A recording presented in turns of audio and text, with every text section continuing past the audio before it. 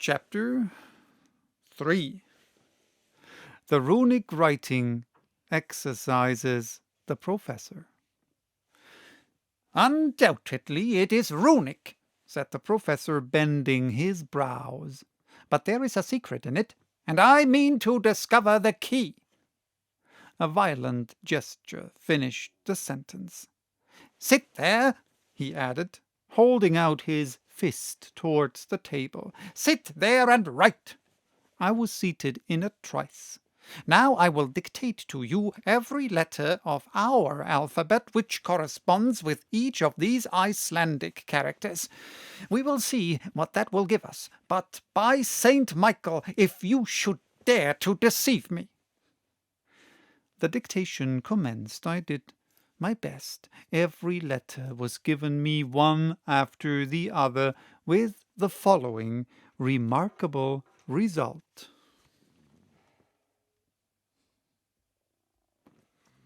When this work was ended, my uncle tore the paper from me and examined it attentively for a long time. "What does it all mean?" he kept repeating mechanically. Upon my honor, I could not have enlightened him. Besides, he did not ask me, and went on talking to himself. "This is what is called a cryptogram or cipher," he said, "in which letters are purposely thrown in confusion, which, if properly arranged, would reveal their sense. Only think that under this jargon there may lie concealed the clue to some great discovery." As for me, I was of opinion that there was nothing at all in it, though, of course, I took care not to say so. Then the professor took the book and the parchment and diligently compared them together. "These two writings are not by the same hand," he said. "The cipher is of later date than the book, and undoubted proof of which I see in a moment. The first letter is a double M, a letter which is not to be found in Turleson's book, and which was only added to the alphabet in the 14th century. Therefore, there are 200 years between the manuscript and the document." I admitted that this was a strictly logical conclusion. "I am therefore led to imagine," continued my uncle, "that some possessor of this book wrote these mysterious letters. But who was that possessor? Is his name nowhere to be found in the manuscript?" My uncle raised his spectacles, took up a strong lens, and carefully examined the blank pages of the book. On the front of the second, the title page, he noticed a sort of stain, which closely looked like an ink blot. But in looking at it very closely, he thought he could distinguish some half-effaced letters. My uncle at once fastened up this as the centre of interest, and he laboured at that blot until, by the help of his microscope, he ended up by making out the following runic characters, which he read without difficulty. "Arne Saknussemm!" he cried in triumph. "Why, that is the name of another Icelander, a savant of the 16th century, a celebrated alchemist." I gazed at my uncle with satisfactory admiration. "Those alchemists," he resumed, "Avicenna, Bacon, Lully, Paracelsus, were the real and only savants of their time. They made discoveries at which we are astonished. Has not this Saknussemm concealed under his cryptogram some surprising invention? It is so. It must be so." The professor's imagination took fire at this hypothesis. "No doubt," I ventured to reply. But what interest would he have in thus hiding so marvellous a discovery? Why? How can I tell? Did not Galileo do the same by Saturn? We shall see. I will get at the secret of this document, and I will neither sleep nor eat until I have found it out. My comment on this was a half-suppressed, "Oh." "Nor you either, Axel," he added. "The deuce," said I to myself. "Then it is lucky I have eaten 2 dinners today. First of all, we must find out the key to this cipher. That cannot be difficult." At these words I quickly raised my head, but my uncle went on soliloquizing. "There's nothing easier. In this document there are 132 letters, viz., 77 consonants and 55 vowels. This is the proportion found in southern languages, whilst northern tongues are much richer in consonants. Therefore, this is in a southern language." These were very fair conclusions, I thought. But what language is it? Here I looked for a display of learning, but I met instead with profound analysis. "This Saknussemm," he went on, "was a very well-informed man. Now, since he was not writing in his own mother tongue, he would naturally select that which was currently adopted by the choice spirits of the 16th century.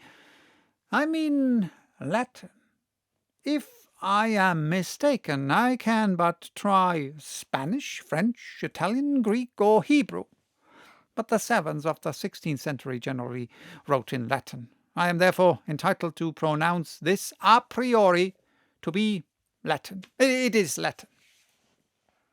I jumped up in my chair. My Latin memories rose in revolt against the notion that these barbarous words could belong to the sweet language of Virgil. "Yes, it is Latin," my uncle went on, "but it is Latin confused and in disorder." "Very well," thought I. "If you can bring order out of that confusion, my dear uncle, you are a clever man. Let us examine carefully," said he again, taking up the leaf upon which I had written. "Here is a series of 132 letters in apparent disorder. There are words consisting of consonants only, as nrls. Others, on the other hand, in which vowels predominate, as for instance the 5th, anteyef, or the last but one, o saibo. Now, this arrangement has evidently not been premeditated. It has arisen mathematically, in obedience to the unknown law which has ruled in the succession of these letters.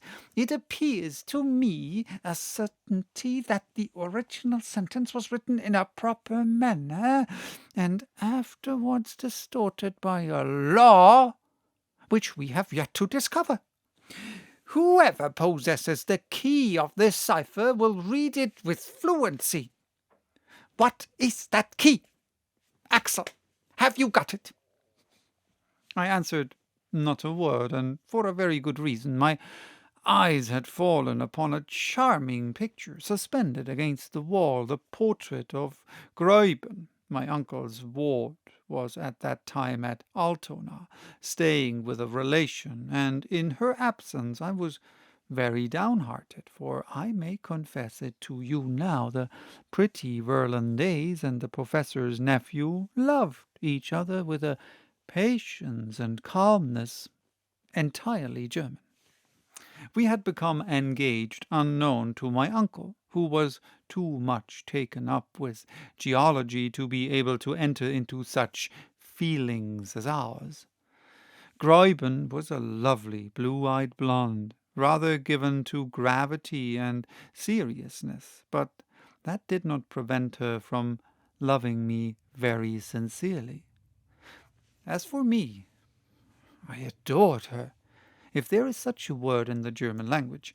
Thus it happened that the picture of my pretty Verlin days threw me in a moment out of the world of realities into that of memory and fancy.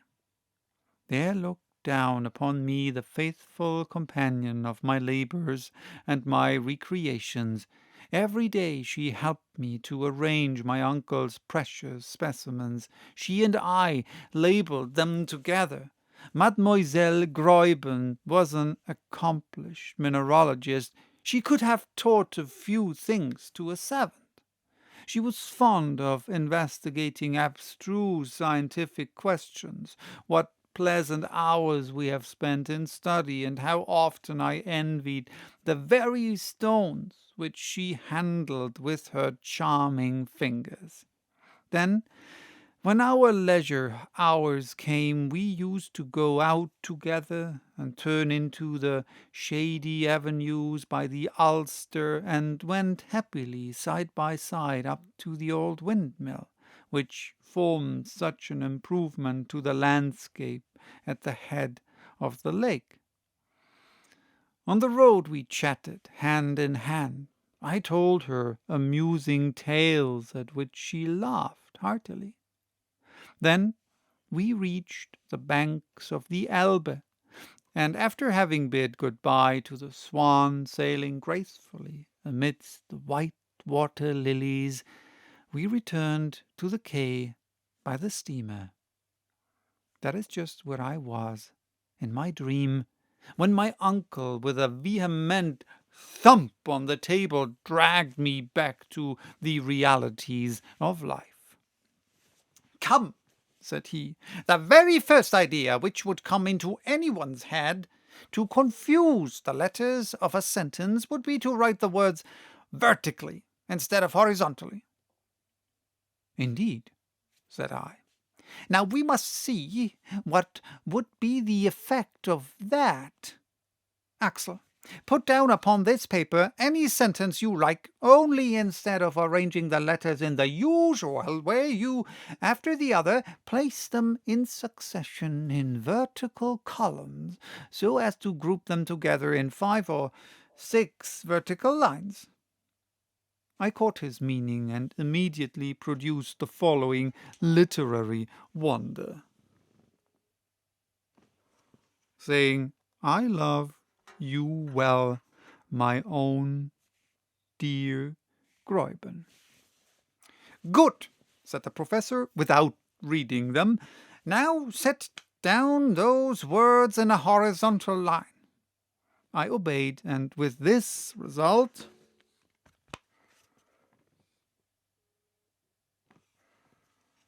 "Excellent," said my uncle, taking the paper hastily out of my hands. "This begins to look just like an ancient document. The vowels and the consonants are grouped together in equal disorder. There are even capitals in the middle of words, and commas too, just as in Sarknussem's parchment." I considered these remarks very clever. "Now," said my uncle, looking straight at me, "to read the sentence which you have just written, and with which I am wholly unacquainted.